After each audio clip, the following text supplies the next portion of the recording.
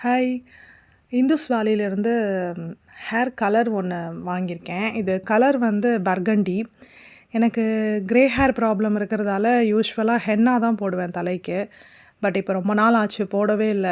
சரி நம்ம எதாவது ஆர்கானிக்கா ட்ரை பண்ணுவோன்னு பார்த்தப்ப, இது நல்லதுன்னு போட்டிருந்தாங்க. இத ட்ரை பண்ணி பார்க்கலான்னு வாங்கியிருக்கேன். இதில வந்து என்னென்ன இருக்குன்னு பார்த்தாக்கா, ஜெல் கலர் பவுடர், ஜெல் கலரேஷன்னு ஒரு சாஷே இருக்கு பெருசா. அப்புறம் அதோட மிக்ஸ் பண்ணுறதுக்கு ஆலோவேரா ஆரஞ்ச் ஜெல்னு ஒரு பேஸ்ட் மாரி ஒன்று இருக்கு.